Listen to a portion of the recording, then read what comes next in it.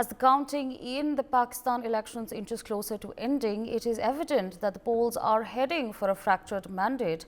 As of now, independent candidates, including those backed by Imran Khan's PTI, lead in 99 out of the 266 seats polled. Despite this, Nawaz Sharif, whose PMLN has backed 71 seats up until now, has also claimed victory. He has expressed that the PMLN will form a coalition government. Now, it is no secret that Nawaz Sharif has been the candidate favoured by the Pakistan Army in these elections. Despite significant backing, we all see what is panning out. Now, the Pakistani Awam has made it clear that PTI leaders, even those contesting as independent candidates, still hold relevance in the political landscape. Even as Imran Khan is behind bars, the support for him among the people of Pakistan still remains strong. Even if a Pakistani army-backed coalition comes to power eventually, it seems that it has not entirely been successful in erasing Imran Khan's impact. This brings us to the question: what will transpire next in the Pakistani political arena, and what will Imran Khan's fate be? So, of course, politics raging at this point of time. We know exactly what is happening at this point of time. There's of course counting happening at the moment. Meanwhile, joining us on the broadcast is Professor Madhav Nalapat, Editorial Director, The Sunday Guardian. Good morning, sir, and thank you so much for speaking to us on NewsX. Well, in most countries there is a nation and there is an army, but in Pakistan, in fact, Pakistan is notorious for having an army with a nation. However, it seems like the interference of the army may not yield the desired results. What would you like to say on this? Well, you're quite right. The Election Commission in Pakistan can be called the Selection Commission, and the selection is done as per the dictates of the Pakistan military. After the 1970 election, in which the Awami League won, and as a consequence, the Pakistan Army moved to basically commit genocide on the Bangladeshi people. The elections have been rigged in Pakistan in favor of candidates supported by the military throughout, ever since 1970, where in a fair election, Sheikh Mujibur Rahman won, and he ought to have been the Prime Minister of Pakistan, rather than Z.A. Bhutto, who was the favorite of the military. Now, as a consequence, a very heavy price was paid by the people of what is now Bangladesh. Now, the fact is that, Imran Khan is definitely, he is one individual who has so far stood up against the military. Till now, even after much less, if I may say so, torture and much less pressure has been brought to bear on them, whether it was Benazir Bhutto, whether it was Nawaz Sharif, whether it was Zardari, whether it was Bilawal Bhutto, they've all fallen at the feet of the generals. Imran Khan, to his credit, till today, and no one has suffered as much as Imran Khan has suffered, and his wife, both of them are in jail.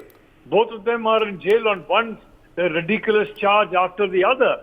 His supporters have been jailed, they have been killed, they have been beaten up, and heaven knows what all indignities are being undergone by Imran and Bushra Khan in prison and their friends.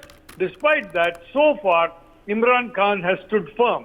And I must say, I have never been someone who has had a good word to say about Imran Khan. During the time that he was the Prime Minister of Pakistan, he was an apologist for the army. And Shah Mahmood Qureshi was basically justifying what the military was doing, including in India.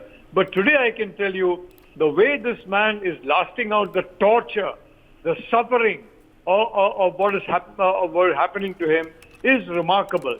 And very importantly, the people of Pakistan seem to have stood up, and they seem to have realized that the military in Pakistan is the curse of Pakistan, that peace is being prevented by the military, progress is being prevented by the military, And the most important point about this election is that in Punjab province, and Punjab is basically where the military leadership comes from. The military is essentially a Punjabi military. In Punjab province itself, the military has become unpopular, with the result that Nawaz Sharif, the the election commission of Pakistan, had to do gerrymandering on a massive scale and, basically scrap ballots, put in fake ballots to ensure that Nawaz Sharif got the pathetic number of seats that he has got. Nawaz Sharif has become unpopular even in the Punjab.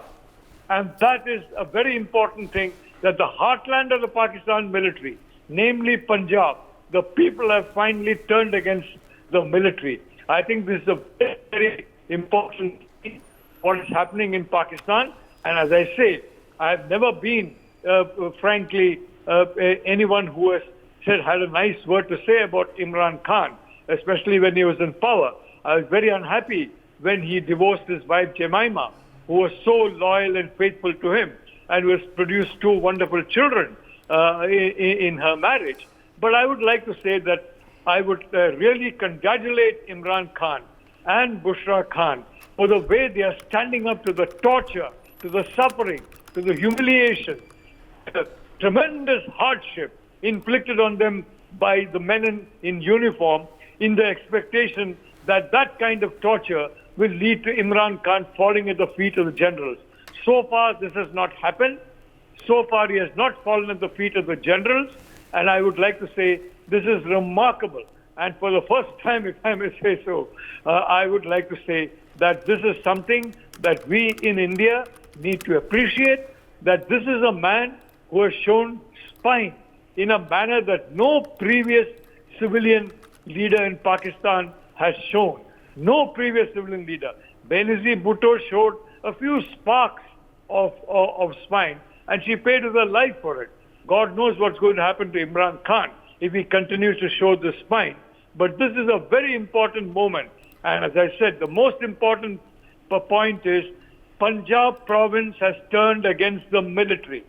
It is very clear from the election results and from the frantic way in which 26 hours were taken to ensure that a defeated Nawaz Sharif came with some number of seats, even in Punjab province. This is a very seismic change in Pakistan. Balochistan, Pashtun territories, Sindh, Muhajirs, they've all been badly treated and they've all turned against the Punjabi-dominated military. Today, for the first time, the people of Punjab have turned against the military dominated by their own province. And this is very, very significant. Right, sir, absolutely. With that, I'd like to thank you for joining us on the broadcast and sharing your perspectives with our viewers. Meanwhile, with us on the broadcast is Major Mohammad Ali Shah, defense expert. Good morning, sir, and thank you so much for speaking to us on NewsX. Now, what has endured PTI Chief Imran Khan to the masses? Why is the election Army's electoral coup finding it so difficult to get rid of the PTI Supremo, who's in fact fought this entire election from jail? And, if the army had to, take some action, what would it resolve to? Let's in fact not forget what happened to two-time Pakistani Prime Minister Benazir Bhutto. Right, Asawari, that's a very, very good question. Now, in fact, why only Benazir Bhutto? Her father also, Zulfikar Ali Bhutto. In fact, he was brought in by the Pakistan military. General Ayub Khan had got him into power, and later on he was assassinated. Rather, I would say he was hanged through a High Court order to legitimize his killing, and so that's what had happened to that. The fate he had met. In fact, if you see, even Nawaz Sharif, right now he was much in the news for standing up for elections. General from Pakistan only had got him into power. The Pakistan military had got him. And the very fact is, again, he had to leave Pakistan thanks to the Pakistan military. And he ran away for saying that he is citing a 3-week status. General Ziaul Haq had got him into power. But then he was the finance minister of Punjab province of Pakistan in 1983 as well. So he already was a seasoned politician. when he came to power.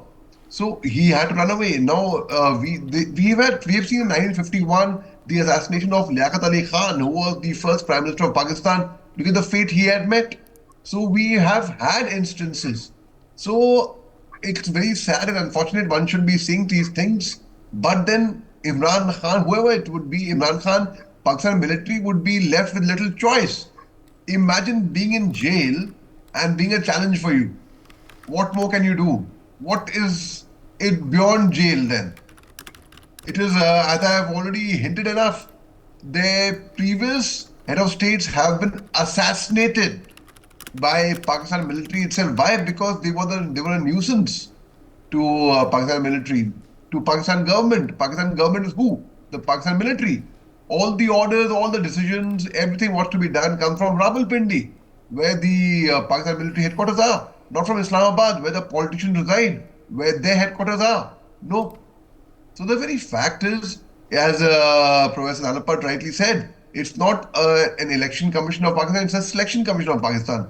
They've already selected, they've already made up their mind, they've already decided what's to be done, who is going to take on the reins thereafter. And whoever it would be a puppet to the Pakistan military. Anyone who dares to go against the Pakistan military, he meets with a very, very bad fate. We can see what happened to Pakistan and Mushra Bibi. They are in jail. But yet, jail mein reh ke bhi wo bhari pad rahe hain. It's a joke. So anything can happen in Pakistan and anything is possible there. Any kind of a circus, any kind of drama, any kind of entertainment, well, will you see in a country where the ex-prime minister is dragged off by his collar, by rangers, and they're taken away when he had gone to the court for bail. But no. So in Pakistan, it is all a hogwash. It's not just a formality; it's a scam. If I may rather say further, it's they're fooling people. See, I'll just quickly conclude by saying, Asabri, in India, whenever there are elections, we look forward to the black mark on a nail and we put it on Facebook, on Twitter, I have voted, have you? So there's excitement. But here, what excitement would it be when the people know, when the Awam knows that they are being fooled by their third-rate politicians? So it is all a big hogwash, a big scam, and if I would say, spam for all the viewers watching them. For more such videos, subscribe to the NewsX YouTube channel, hit the bell icon.